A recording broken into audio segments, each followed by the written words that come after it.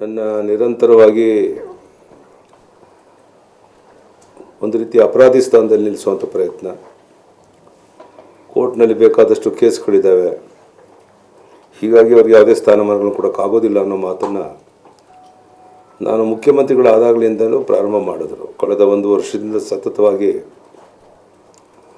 ಆ ರೀತಿ ಆರೋಪವನ್ನು ಮಾಡೋದರಲ್ಲಿ ಅವರು ಯಶಸ್ವಿಯಾಗಿ ನನ್ನನ್ನು 24 ದಿವಸ ಜೈಲಿಗೂ ಕಳಿಸಿದ್ರು, ಮುಖ್ಯಮಂತ್ರಿ ಸ್ಥಾನದಿಂದ ಇಳಿಸಿದ್ರು. ಇಷ್ಟಾದರೂ ಅವ್ರಿಗೆ ತೃಪ್ತಿ ಇದ್ದಂತ ಕಾಣೋದಿಲ್ಲ. ಅವ್ರಿಗೇನಾದರೂ ಮಾಡಿ ಯಡಿಯೂರಪ್ಪನವ್ರನ್ನ ಈ ಪಕ್ಷದಿಂದ ಹೊರ ಹಾಕಿದ್ರೆ ಸ್ವಲ್ಪ ನನಗೆ ಸಮಾಧಾನ ತೃಪ್ತಿ ತರ್ಬೋದು, ನಾವೆಲ್ಲ ನಾಯಕತ್ವವನ್ನು ವಹಿಸ್ಕೊಂಡು ಕೆಲಸ ಮಾಡ್ಬೋದು ಅನ್ನೋ ಭಾವನೆ ಅವರಲ್ಲಿ ಮೂಡಿದಂತ ಕಾಣುತ್ತೆ. ಇತ್ತೀಚಿನ ಅವ್ರ ಹೇಳಿಕೆಗಳು ನೋಡಿದಾಗ ನಿರಂತರವಾಗಿ ಅವರೊಂದು ಮಾತು ಹೇಳ್ತಾ ಇದ್ದಾರೆ, ಅವರು ಅಪರಾಧಿ ಸ್ಥಾನದಿಂದ ಹೊರಬರೋವರೆಗೂ ಯಾವುದೇ ಸ್ಥಾನಮಾನ ಕೊಡೋಕ್ಕಾಗೋದಿಲ್ಲ ಅಂಥೇಳಿ ಅವರೇ ಹೈಕಮಾಂಡ್ ಅನ್ನೋ ರೀತಿಯಲ್ಲಿ ಮಾತನಾಡ್ತಾ ಇದ್ದಾರೆ. ನಾನು ಈಶ್ವರಪ್ಪನವ್ರ ಹತ್ರ ಯಾವತ್ತೂ ಸಹ ನೀವು ಸ್ಥಾನಮಾನ ಕೊಡಿ ಅಂತ ಅವ್ರ ಕೈ ಚಾಚಿ ಅಂಗಲಾಚಿ ಬೇಡಿದವನಲ್ಲ.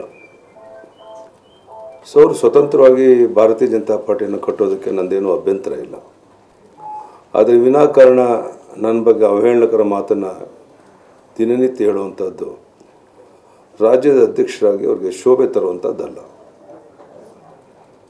ಪದೇ ಪದೇ ಈ ರೀತಿ ಮಾತನಾಡೋದ್ರಿಂದ ಪಕ್ಷವನ್ನು ಬಲಪಡಿಸ್ತೇನೆ ಅನ್ನೋ ಭ್ರಮೆನಲ್ಲಿ ಅವ್ರು ಏನಾದ್ರು ಇದ್ದರೆ ಅದು ಭ್ರಮೆನೇ ಆಗ್ಬೋದು.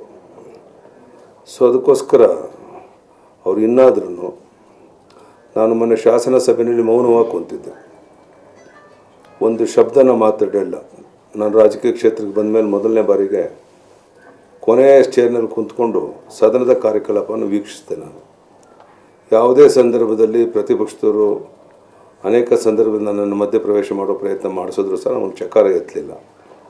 ಇಷ್ಟೆಲ್ಲ ಆದಮೇಲೂ ಸಹ ನಿರಂತರವಾಗಿ ಒಂದು ರೀತಿ ನನ್ನ ಮೇಲೆ ದಾಳಿ ಮಾಡೋಕ್ಕೆ ಕೊಟ್ಟಿರುವಂಥದ್ದು ಎಷ್ಟು ಮಟ್ಟಿಗೆ ಸರಿ ಅನ್ನುವಂಥದ್ದು ಅವ್ರಿಗೆ ತಿಳ್ಕೊಬೇಕು. ಅವ್ರು ಡೆಲ್ಲಿಗೆ ಹೋಗಿ ಬಂದಿದ್ದಾರೆ. ಡೆಲ್ಲಿಯಿಂದ ಬಂದ ಮೇಲೂ ಸಹ ಯಡಿಯೂರಪ್ಪನವ್ರಿಗೆ ಅವರ ಅಪರಾಧಿ ಸ್ಥಾನದಲ್ಲಿರೋದ್ರಿಂದ ಯಾವುದೇ ಸ್ಥಾನಮಾನಗಳನ್ನು ಕೊಡೋಕ್ಕಾಗೋದಿಲ್ಲ.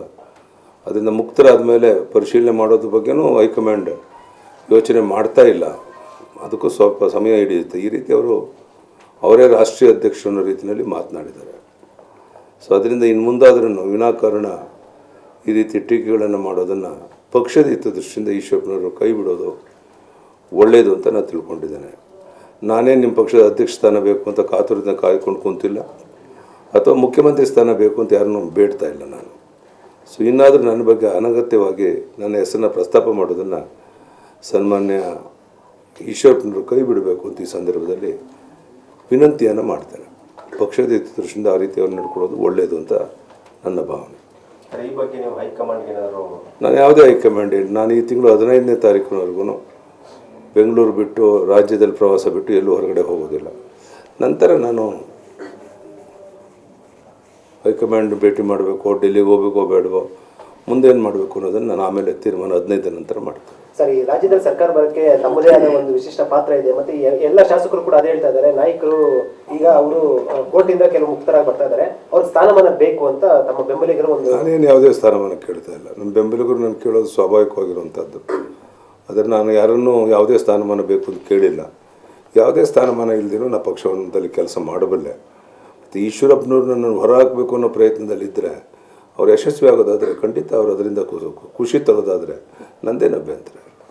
ಜನವರಿ 15ನೇ ತಾರೀಕುವರೆಗೆ ಸಮಯ, ಜನವರಿ 15ನೇ ತಾರೀಕುವರೆಗೂ ಒಂದು ಸಮಯ ಅಂತ ನಾನು ಸ್ವಲ್ಪ ಅಲ್ಲಿವರೆಗೂ ರಾಜ್ಯದಲ್ಲಿ ಓಡಾಡಬೇಕು, ನಮ್ಮ ಕಾರ್ಯಕರ್ತರ ಅಭಿಪ್ರಾಯಗಳನ್ನ ಸಂಗ್ರಹ ಮಾಡಬೇಕು, ಹಿರಿಯರ ಅಭಿಪ್ರಾಯಗಳನ್ನ ಸಂಗ್ರಹ ಮಾಡಬೇಕು, ಮತ್ತು ನಾವು ಒಂದಾಗಿ ಕುಂತು ಮುಂದೆ ಏನು ಮಾಡಬೇಕು ಅನ್ನೋ ತೀರ್ಮಾನ ಮಾಡೋಕ್ಕೆ ಒಂದು 15-20 ದಿವಸ ಸಮಯ ಬೇಕು. ಅದಕ್ಕೋಸ್ಕರ ಶಾಂತವಾಗಿ ಎಲ್ಲ ಈ ಚಟುವಟಿಕೆಗಳನ್ನ ನಾನು ಗಮನಿಸ್ತಾ ಇದ್ದೇನೆ. ಇನ್ನೂ ಶಾಂತ ರೀತಿಯಲ್ಲಿ ಗಮನಿಸಿ ನಂತರ ಹೈಕಮಾಂಡ್ಗೆ ಏನು ತಿಳಿಸ್ಬೇಕು, ಏನು ತಿಳಿಸ್ಬಾರ್ದು ಎಲ್ಲವನ್ನು ತಿಳಿಸಿ ಮುಂದಿನ ಒಂದು ಚಿಂತನೆಯನ್ನು ಮಾಡ್ತೇನೆ. ಪಕ್ಷದಿಂದ ಹೊರಬಂದು ಏನಾದರೂ ಇಲ್ಲ, ಸದ್ಯಕ್ಕೆ ನಾನು ಪಕ್ಷದಿಂದ ಹೊರಬರೋ ಚಿಂತನೆಯನ್ನು ನಾನು ಮಾಡಿಲ್ಲ. ನಾನು ಕಟ್ಟಿದಂಥ ಪಕ್ಷ ಇದು.